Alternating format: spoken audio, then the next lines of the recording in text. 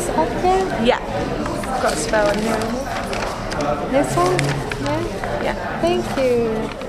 The past 2 weeks, WDM has gone on a speaker tour around the UK with South African activists who are preparing grassroots demonstrations at the United Nations climate talks that this year are being held in Durban. This audio slideshow is a summary of the final event held in London. All the events were held in the context of WDM's ongoing campaign with southern civil society groups who are calling for the World Bank to get out of climate finance.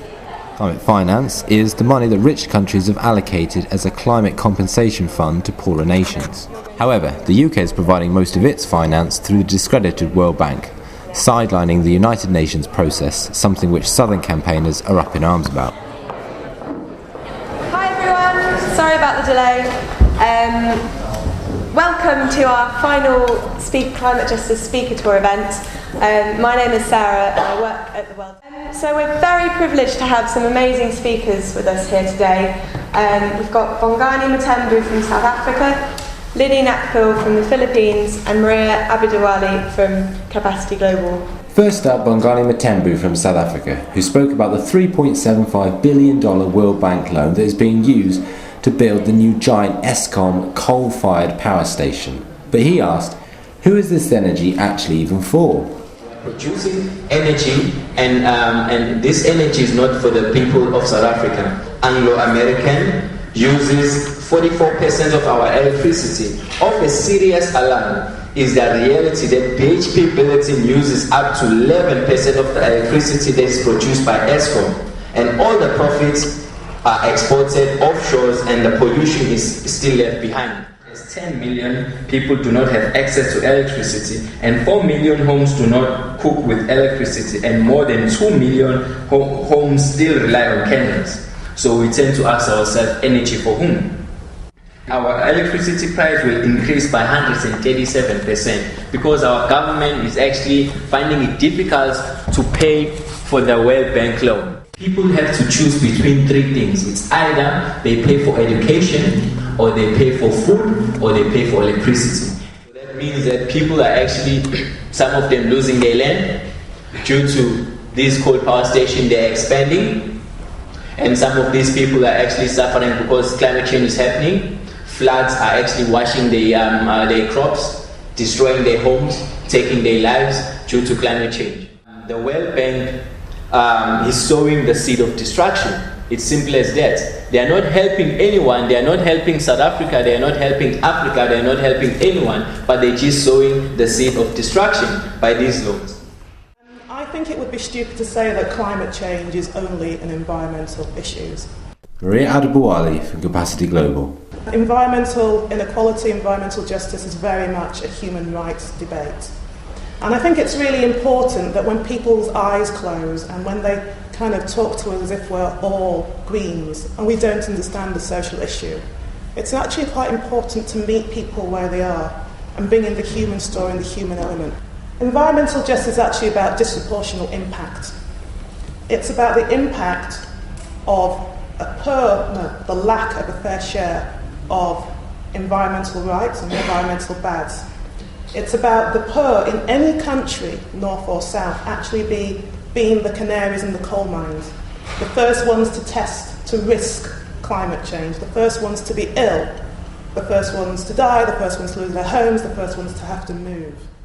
The problem is, while Bangladeshis in Bangladesh drown, and while Nigerians actually fight for the oil from their land and can't feed their families, this is some Nigerians and some Bangladeshis, the reason why the West survive is because we can't buy our way out of climate change. And also we buy our ways out of it actually by our own personal psyche. And the reason why climate change happens, continues to happen, and the reason why we don't tackle it as civil society in the West is because, frankly, when we go to bed, we don't really think about Bangladeshis and Nigerians. We think about our own safe, comfortable lifestyle. I think this has to change if we need to tackle climate change at any level, in any state. And I think actually the burden is on the North, personally, and it is on the wealthy to reduce carbon footprints, but also to recognise that we don't always have the solution, that what's really important is that we work with countries in the south and we hear what the solutions are there. Climate change already has had effects yesterday, today, and it will have tomorrow. We can't change that anymore. Liddy Nakpil from Jubilee South. And there will be lots of finance needed in order to enable people to deal with those impacts. We're talking about losses of livelihoods because people will be driven from their homes because of the rising sea level, or there will be droughts, as there will be in Africa. There is already in many parts of Africa. So how do you ensure food in these kinds of conditions? Who's going to provide that finance? Those who are responsible for climate change should provide that. That is our demand. And if we are saying there should be financial reparations and it should be now, we have to be ready to be able to say how that's going to be done.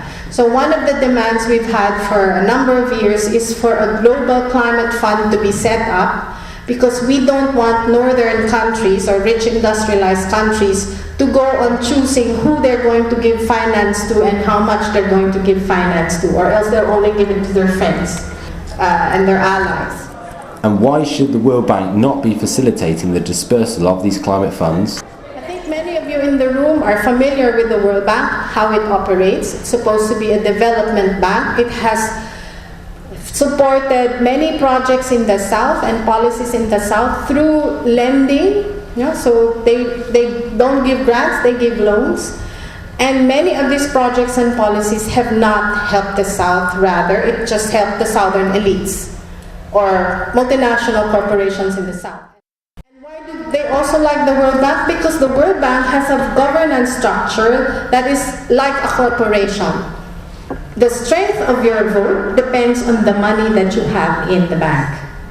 So guess who has the strongest vote in the World Bank? The United States. So the United States has 2 votes, while the Philippines is one of 16 countries that one executive director can vote for. So it's not even one vote, it's 1/16 of a vote. Liddy also talks about the World Bank's promotion of the private sector in adaptation or mitigation projects. What will happen, therefore, is climate will cease to have the purpose of addressing the problems in the South. Climate finance will now serve the purpose of generating profit from out of the climate problems in the South. So the talk about climate finance and the Green Climate Fund is moving further and further away from the call for climate justice by way of reparations through climate finance. Thank you. Groups then broke down and discussed the talks and solidarity actions in the UK before the evening rounded off with a Q&A. We all agree some really powerful things have been said, really good questions raised and things for us all to think about. There was just enough time at the end to ask a few people what they thought of the evening. So I'll leave you with Sarah, a student from King's, and Martin. Goodbye. People that are affected by it, it's really good because so often it is the Western person talking about it and the white man doing good, but like to actually hear people involved from the grassroots is actually it's a bit different as well, especially if you can't afford to go out and see it for yourself. To have them brought to you makes it more real. I thought it was very good and very informative and gave you a very different perspective on climate justice and the issues related to it, one that you wouldn't normally get from UK-based speakers.